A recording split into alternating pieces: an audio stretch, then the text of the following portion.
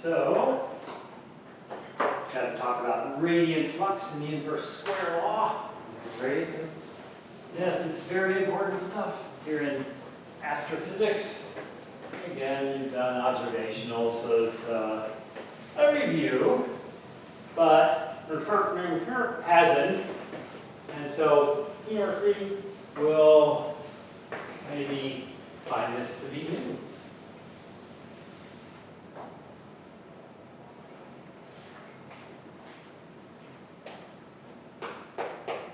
The radiant flux.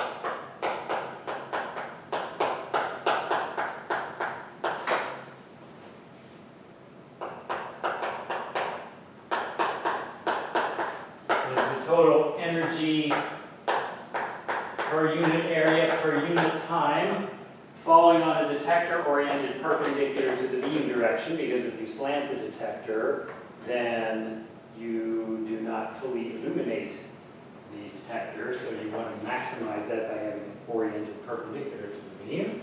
Energy per unit area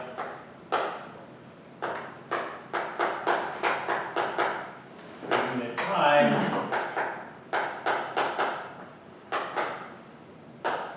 falling on a detector perpendicular to the beam direction, held perpendicular to the beam direction.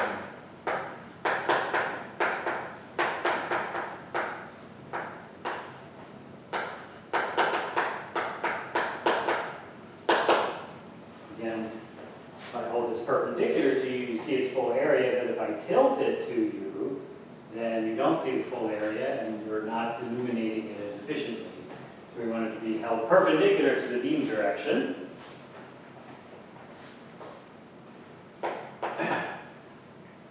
So radiant flux is energy per unit area per unit time, as opposed to the luminosity, which is the total energy per unit time that your light source is giving off. The luminosity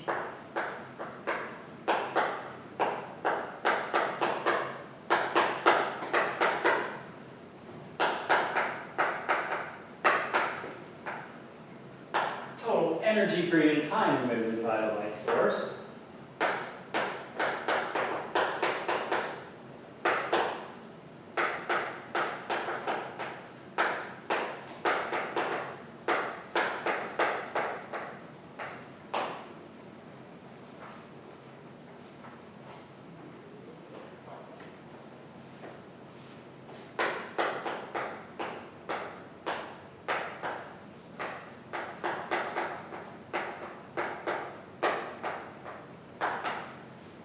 For an isotropic source, do you remember what isotropic means?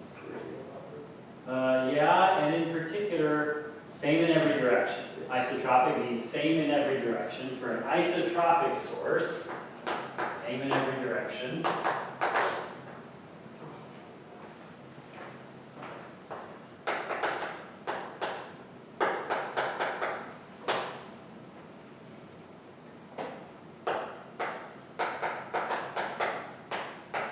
Distance r from the detector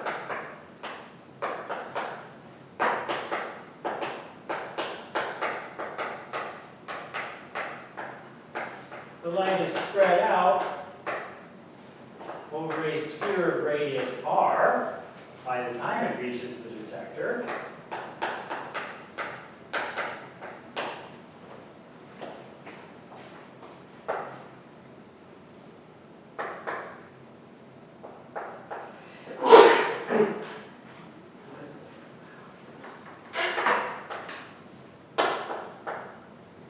So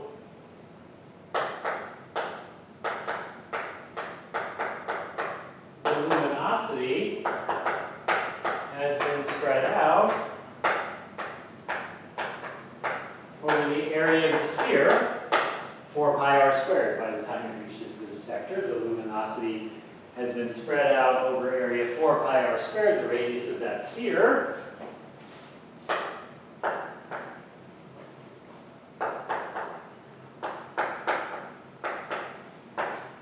So the flux at the detector, the radiant flux, which I'm just going to say flux at vector will be F for the flux is the luminosity, total energy per unit of time, divided by the total area, 4 pi r squared.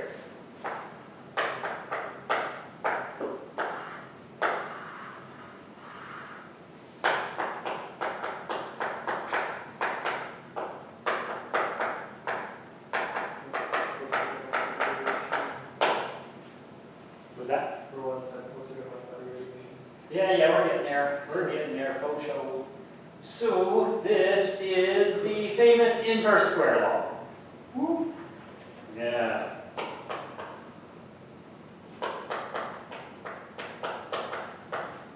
The inverse square law. They just show up everywhere. Coulomb's law is an inverse square law. Gravity is an inverse square law. This is an inverse square law for a different reason.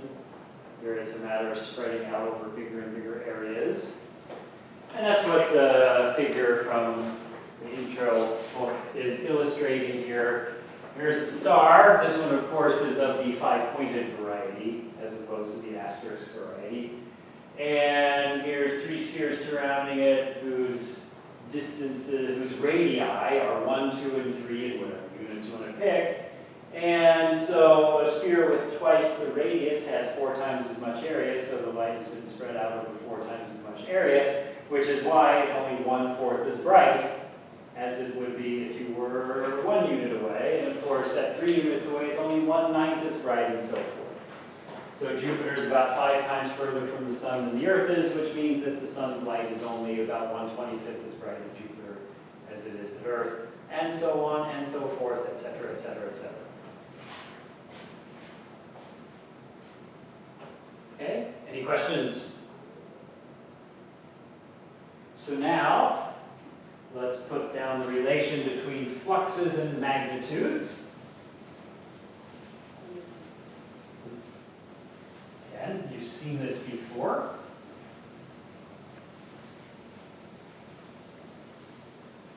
But again, it sure doesn't help to see it again. I'm sure it sure doesn't hurt. Sure doesn't help. Sure doesn't help. So why are we bothering? Yeah, just pack it up. This is pointless. Because they gave us 2 hours, now we will see it. Yes.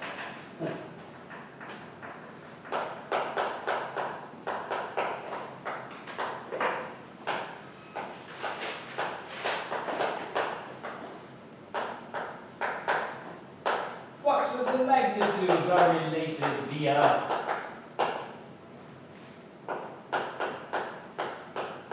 flux 2 divided by flux 1 is 100 to the power of magnitude 1 minus magnitude 2 over 5, or 10 to the power of 0.4 magnitude 1 minus magnitude 2. And that second relation is coming from the fact that we can write 100 to the m1 minus m2 over 5 as 10 squared to the m1 minus m2 over 5. Or in other words, 10 to the 2/5 of m1 minus m2, which is also known as 10 to the 0.4 m1 minus m2.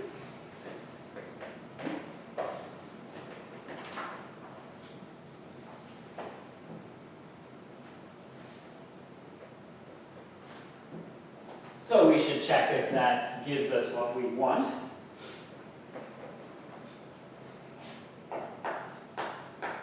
So let's note that if m1 minus m2 is 5, then f2 over f1 is 100 to the power of 5/5, also known as 100. That's as desired. In other words, a factor of 100 in brightness, or ratio of 100 in brightness, is 5 steps in magnitude.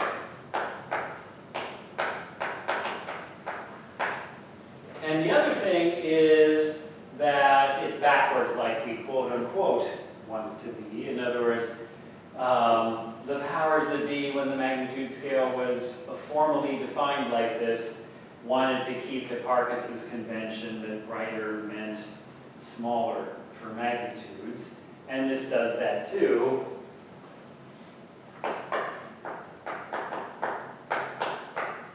Note also that if M1 is bigger than M2, so that this is positive, then F2 is bigger than F1.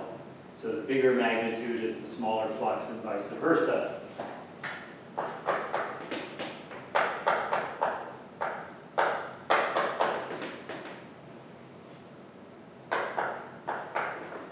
Also, as desired, since we want to be weird about it. As in, really, if we had to do this again, I honestly think that you would define magnitude so that larger magnitudes were brighter, but we're stuck with the historic legacy. There are so many papers that would have to be, it'd be like, okay, am I driving on the left side of the road or the right side of the road today? So you just get used to smaller magnitudes are brighter, and after a while you just don't even think about it anymore. And that's just the way it works. 2, 4, 6, 8 times 2 logarithmic. That's work. No. 2, 4, it just sounds better than 2, 4, 6, 8 times you take logarithms. That doesn't have a reason. Yeah, it's less sketchy. So, yeah. Gotta work around.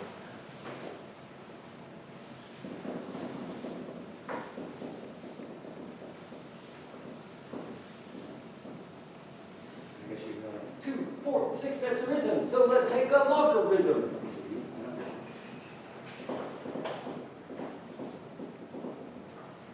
So let's take the base 10 log on both sides.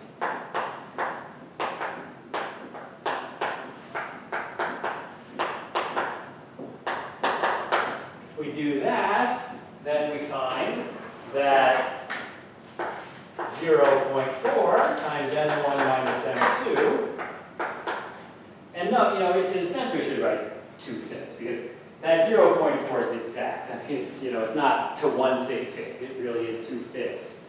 But we still just conventionally would say 0.4. 0.4 m1 minus m2 is the base 10 logarithm of f2 divided by f1. Just take it, because if you take the logarithm of 10 to the power, you get the power.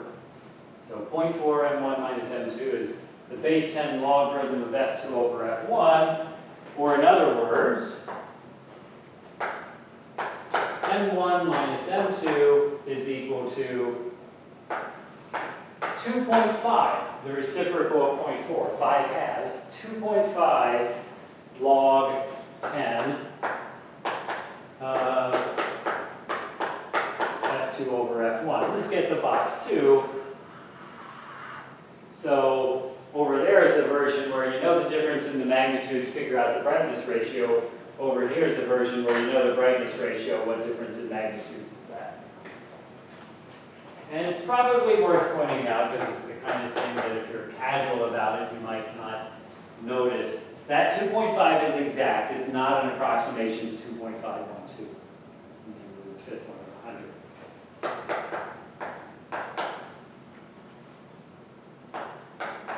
Note that 2.5 is not an approximation to 2.512 here.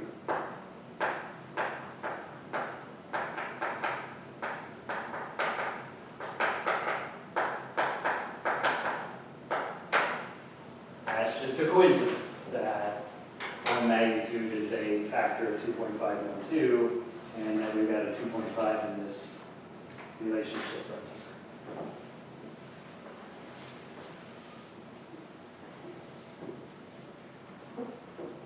here. Or is that bad? Some people say, but people still say it's a coinky-dink. Or a coincidence, yeah. Probably people that are like, say that. So. What's that? I say it every now Did it? Okay, all right. Then.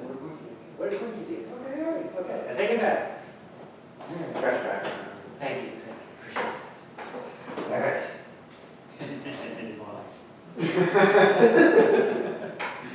I'll see it on the video if you do. Yeah, you will. So, now, up to this point, we've been, without saying so, we've been talking about apparent magnitudes, how bright do stars look. But apparent magnitudes don't in and of themselves tell you anything about how bright the star really is, what its luminosity is, because just like if one street lamp is shining brighter on you than another street lamp, it could be that it's just that it's closer to you.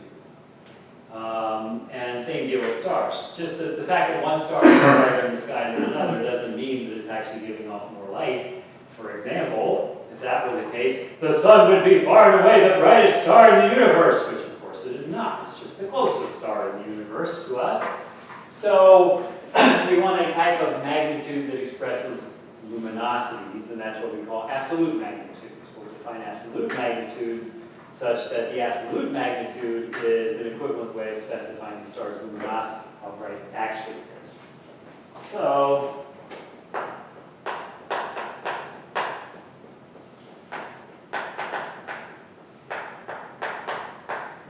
we've been discussing apparent magnitudes, how bright things look.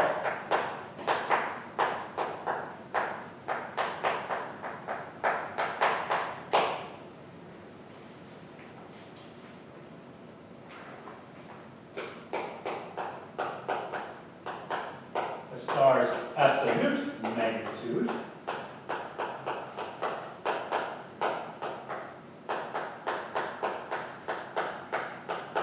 is the apparent magnitude it would have if it were seen from a standard distance of 10 parsecs.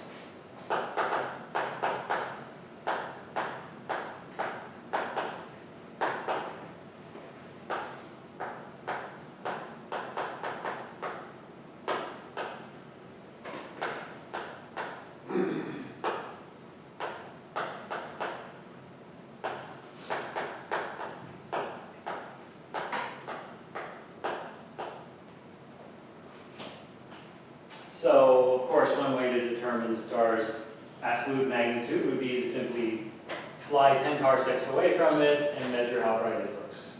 Or you could just move the star 10 parsecs away from you and measure how bright it looks. Or you could do it by a calculation, knowing its distance and its apparent magnitude, and inferring what it would look like at a distance of 10 parsecs, which of course is what we actually do. You don't move the star? You don't. I know, it's shocking. It's utterly shocking. Damn. I don't know why we're such wimps. Yeah. Maybe it's some sort of like, I don't, it would be impolite to the aliens or any star. Push too hard, so quick. Yeah. Pardon us. We'll put it back. Pardon our stardust. Yes. A star's apparent magnitude, cute little m, its absolute magnitude, big M. So of course, it's another we could run out of symbols because mass, magnitude, we both get the symbol M. Its absolute magnitude, big M.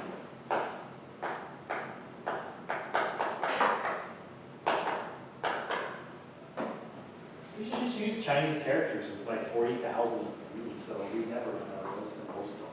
Apparently nobody actually knows how many Chinese characters there are. Really? Yeah. Just lose track. Yes, yeah. There is one. Okay, I shouldn't stop. But there's almost the most complex Chinese character, the one with the largest number of strokes, and it's oh my god. And apparently it is kind of just was kind of created as a joke essentially, but it's a real character. So. I think the scribes were just like, here, let's just go nuts. So, and distance d, it's their version of anti-disestablishmentarianism, basically. And distance d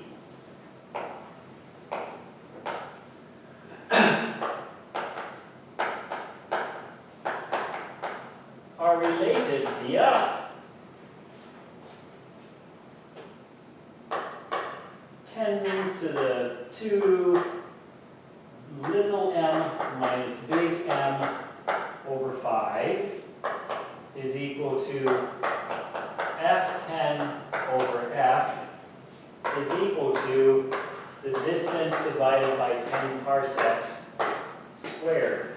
And this is just the inverse square law. In other words, let's say from the inverse square law.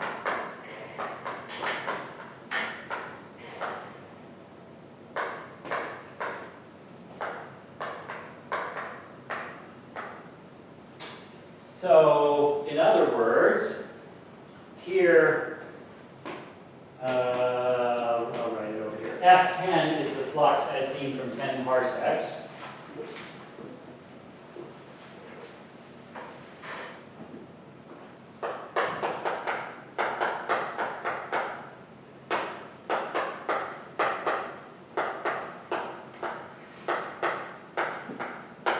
So if you're 10 parsecs away, the flux you would measure is F10. So the inverse square law says the flux at 10 parsecs divided by the flux at distance d, so F is just flux at actual distance d.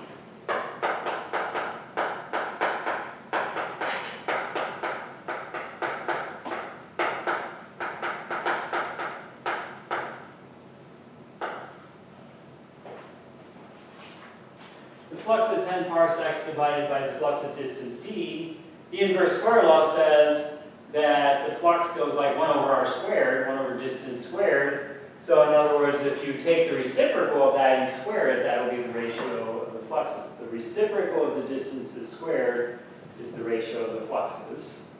So that's just fundamentally the inverse square law here. And then this comes from just using little m and big M as M1 and M2 in our prior formula. In other words, before we had F2 over F1 was 10 to the 0.4, but here we're actually going to write it as 10 to the 2, M1 minus M2 over 5. So now we just let F2 be F10, and we let F1 be F in our formula, and then that says M2 corresponds to the absolute magnitude, and M1 corresponds to the apparent magnitude.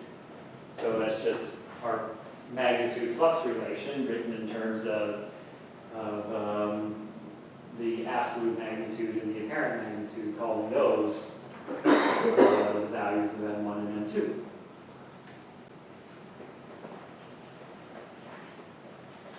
So this is the inverse square law.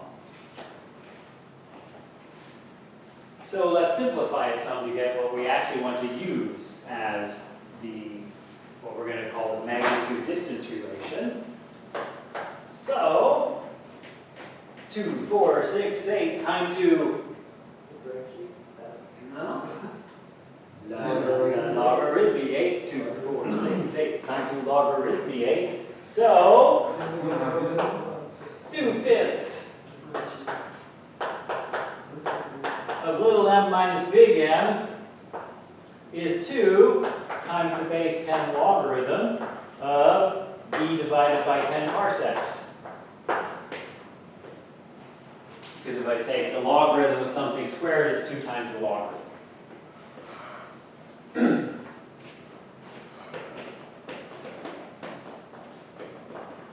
Or in other words, one version of what we will call the magnitude-distance relation is just solve for little m minus big M here, multiplied by 5/2.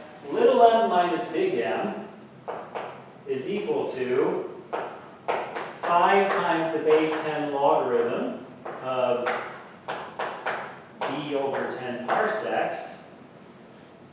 Or put another way, because the logarithm of the ratio is the difference in the logarithms, that is 5 times the logarithm of d minus 5, because the logarithm of 10 is 1, right? So 5 log d minus 5.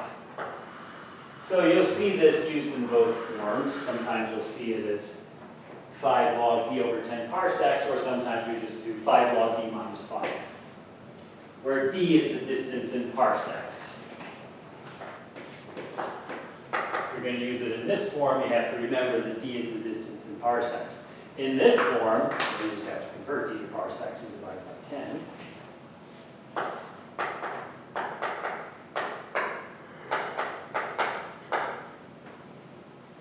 So little m minus big M is 5 log d minus 5. And if you solve this for d, you get d is equal to 10 to the power of little m minus big M plus 5 divided by 5 parsecs. So the two versions are, I know the distance, what's the difference between the apparent and absolute magnitudes, and I know the difference between the apparent and absolute magnitudes, how far away is it to account for that. So which one you use depends on what you know.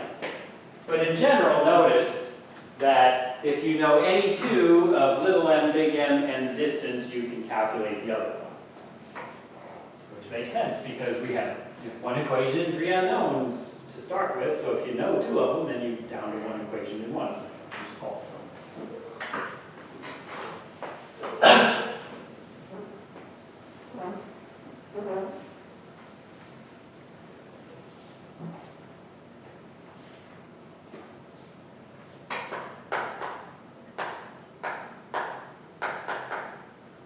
So these are the two versions of the magnitude-distance relation, we call it.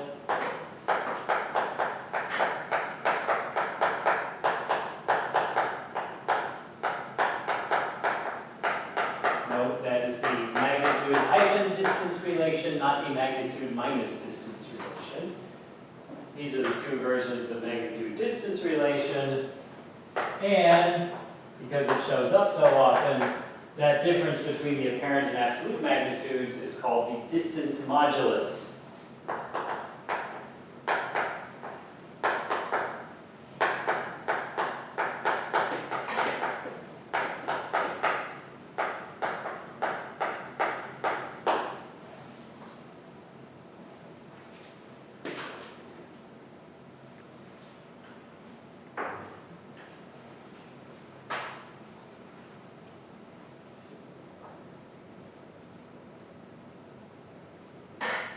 So having said all that, let's look at some examples of magnitudes.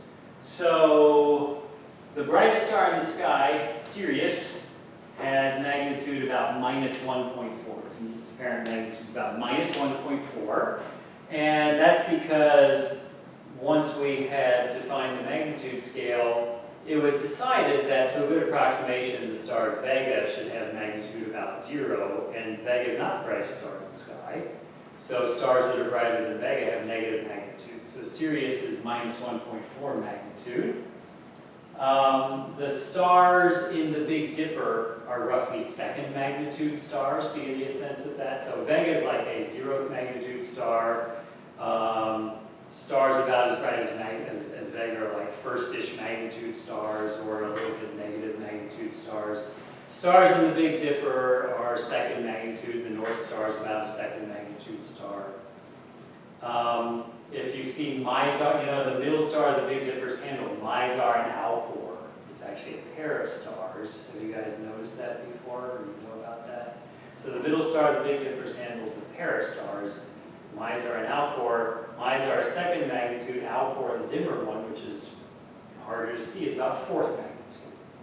So if you go out the next clear night and find Mizar and Alcor in the middle of the Big Dipper's handle, you'll see a second magnitude star next to a 4th magnitude star. Here in Delaware, you maybe can see some 5th magnitude stars, but that's about it. It's probably more the limits, more like 4.5 that you can see with the naked eye, something like that. Under really dark skies, you can see stars down to about magnitude 6.0. But that's under really dark skies with good eyes. So the naked eye limit is about 6.0, but it depends on whose eyes are involved. Some people can see a bit dimmer than that. Some people can't see quite as dim as that. Through binoculars, of course, it depends on the binoculars and your eyes, but with binoculars, you can see down to about magnitude 10, which means you can see many, many stars, and many more stars than you can see with the naked eye. Pluto's about 15th magnitude. A big telescope, you see down to about 21st magnitude visually. Hubble Space Telescope, large ground-based telescopes, can see down to about 30th magnitude. Very dim galaxies across the universe are around 30th magnitude or something like that. Meanwhile, Venus at its brightest is about minus 4.4. Jupiter's about minus 3 magnitude. Full moon's about minus 12.6, and the sun's about minus 26.7. So that's about the range of magnitudes and what typical kinds of values are. So for the sun,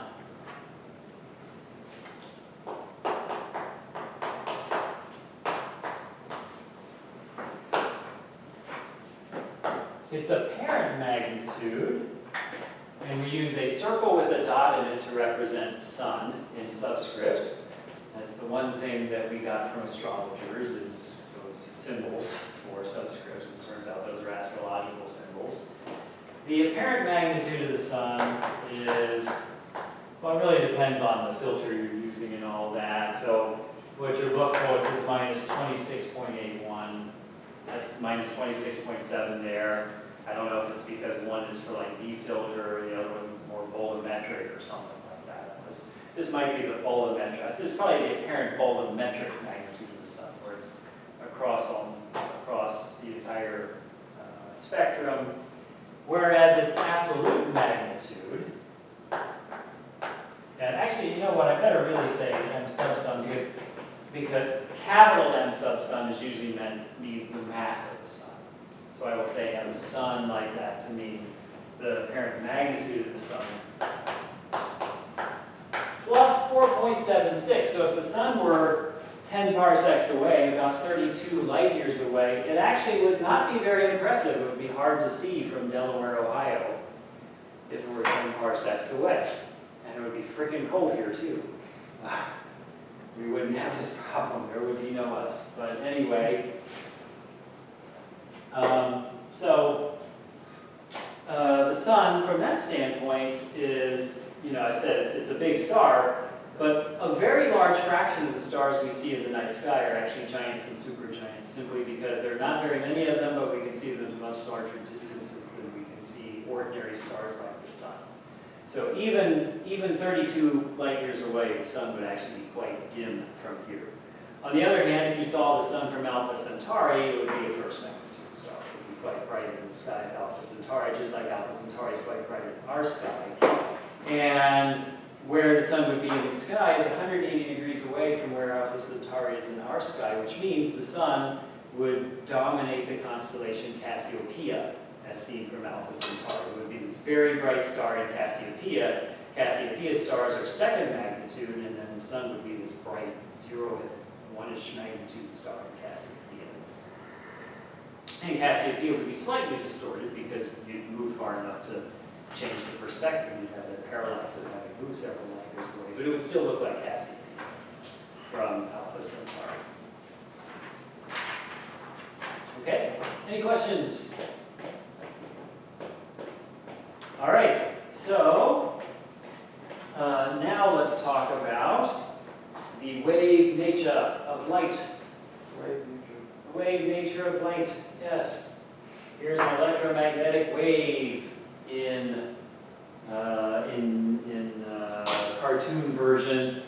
So one thing to realize is that a representation like this doesn't imply that it's all defined along a single line. In general, an electromagnetic wave has wave fronts that are perpendicular to the direction of propagation. So you should really think of planes perpendicular to the direction of propagation, or at least a small segment of the wavefront will look approximately like a plane. And so you've got electric and magnetic fields at every point on that plane, not just along the line that is illustrated here. That's one line through the wavefronts where we're showing the electric and magnetic fields, but the wavefronts themselves are surfaces, not a single line that the light wave moves along. But having said that, if we do look along a single line which is perpendicular to the wavefronts, then you find that if you had a sinusoidal electromagnetic wave in free space, the electric and magnetic fields are perpendicular to one another, and E cross B points in the direction of propagation, points in the direction that the wave is traveling. So there's an illustration there of E and B at one snapshot of time. And of course, the wavelength is the distance from peak to peak or trough to trough, the distance over which the wave repeats itself. And there's a cool illustration on Wikipedia of a propagating electromagnetic wave where there's the wavelength is going wee up and down, and there's the electric field at one particular point and the magnetic field at one particular point, varying back and forth as the wave passes them by. And there are some important quantities associated with the plane wave, or with the electromagnetic wave in general, that talk about the propagation of energy by the wave. So other than harmonic oscillators and so forth, one of my favorite things in physics, because how could you have a better name for something, is the so-called Poynting vector, where it's named after the physicist Poynting, P-O-Y-N-T-I-N-G.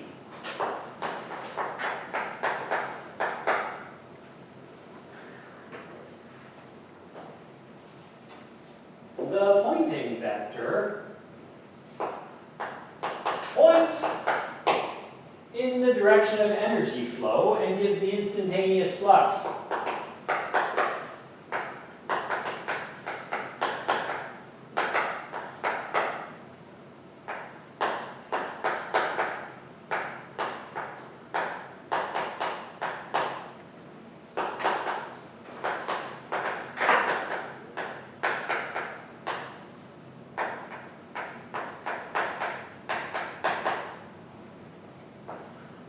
We use the symbol S for it, and it's equal to, in SI units, 1 over mu naught times E cross B.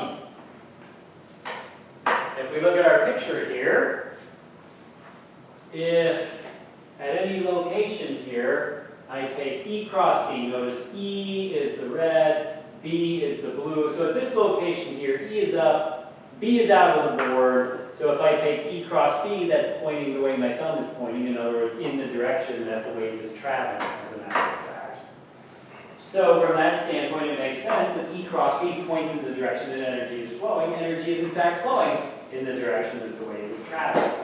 And the mu naught there is the permeability of free space that shows up in M.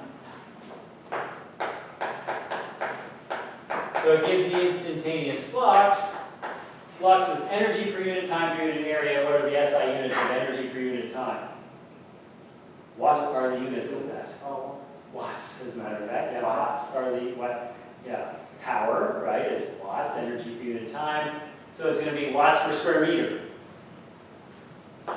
Units of watts per square meter, energy per unit time per unit area, flux units.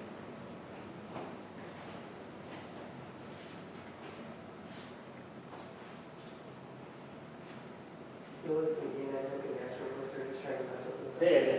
Yeah. Because they use epsilon naught and then this one uses mu naught. No. Mu naught. We'll use mu naught later. Mu naught is the one that goes with magnetism. Okay. Yeah. No. The E&M book will use the same symbol. Okay. Yeah.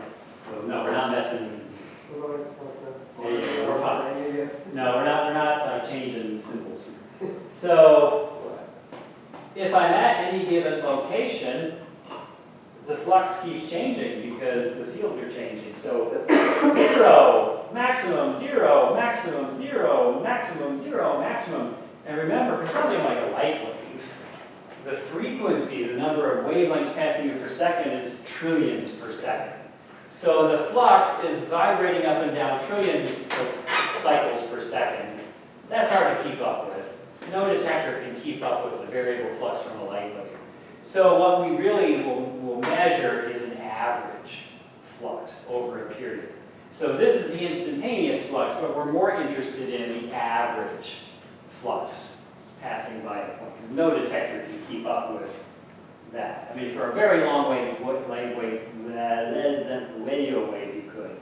But for light waves, visible light, no way. So,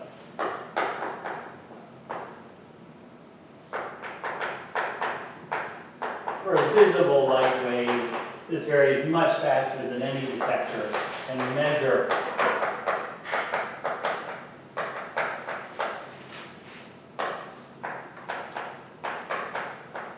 Obviously, this varies much too fast to measure.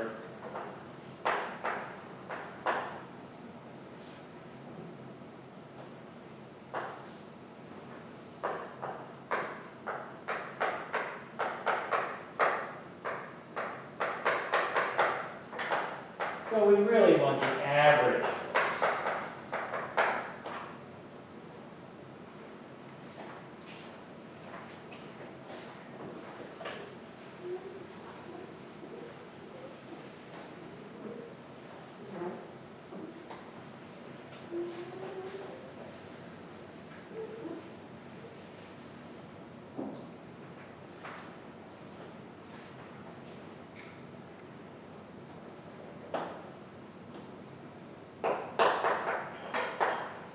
So if we have a sinusoidal disturbance, which we don't have to, but we can always break any light wave into a sum of sinusoidal disturbances for Fourier analysis.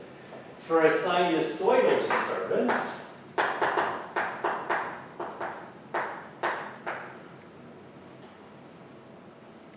we'll have the magnitude of E will be some amplitude times the cosine of omega t if we choose the clock, right? If we choose the time 0 to be when it's at a maximum. And we'll also have that the magnitude of B is some B naught, amplitude B naught cosine of omega t. Notice they're in phase with one another. In other words, if you look over there at the picture, when one is a maximum, so is the other. When one is a 0, so is the other. So the two waves are in phase with one another. So if one of them is a cosine, so is the other. And they're 90 degrees apart from one another. That turns out to be true as well. That the electric and magnetic fields for an EM wave traveling through free space, it's not through in a medium necessarily, but if they're traveling through vacuum, E and B are perpendicular to one another, so their cross product, the sine of the theta is sine of 90, so it's just the product of the magnitudes to the magnitude of the cross product. So S will just be multiply the two fields together, so it'll be 1 over mu naught times E naught B naught cosine squared of omega t. We just multiply them together.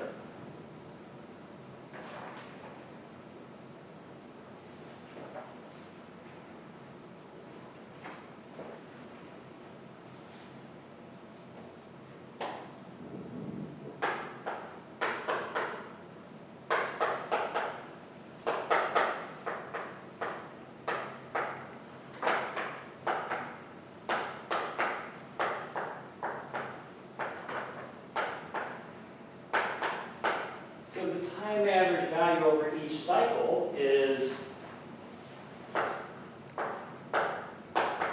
average value of S, which will be E naught B naught over mu naught times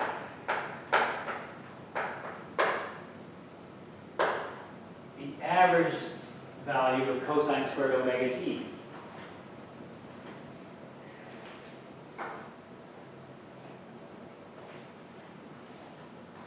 Do you remember what the average of cosine squared omega t is over any one cycle? I think I've done this for you before, but I'll remind you. There's a cute trick you can use. I mean, you could find the average. Remember, by definition, the average function over an interval from A to B would be 1 over B minus A times the interval from A to B of f of t dt. Why are we seeing so lively today? Because you're allergic to math. I No. don't know, There are times when I think it's true. Remember, this is the definition of the integral average of a function, right? It's the constant value that would give the same area under the curve. So 1 over the width of the interval times the integral over the interval is defined as the average value.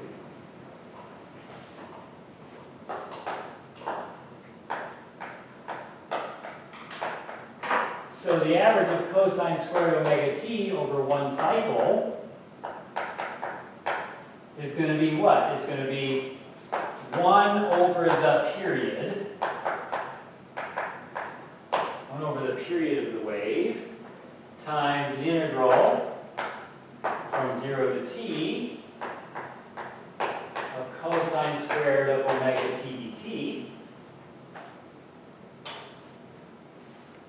But then we use this fiendishly clever trick that because sine squared and cosine squared are just 90 degrees out of phase versions of one another, they have the same average over one period. Sine squared and cosine squared are just shifted 90 degrees, so they have the same area under the curve over one period.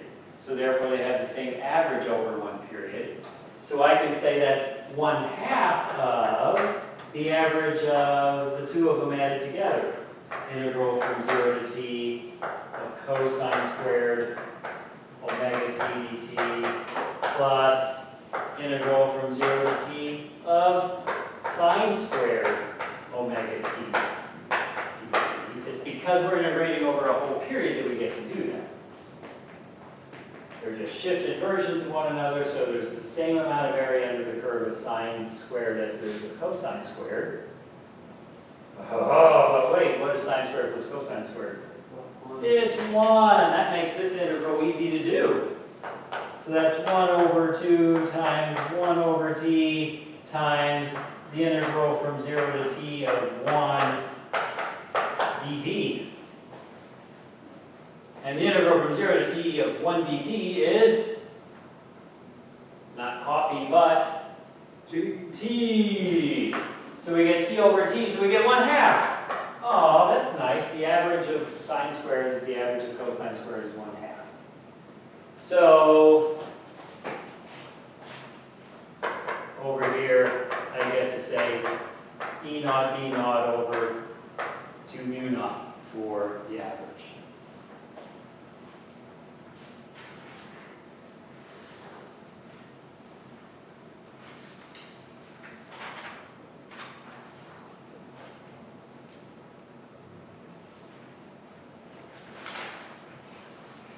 And it's time to start.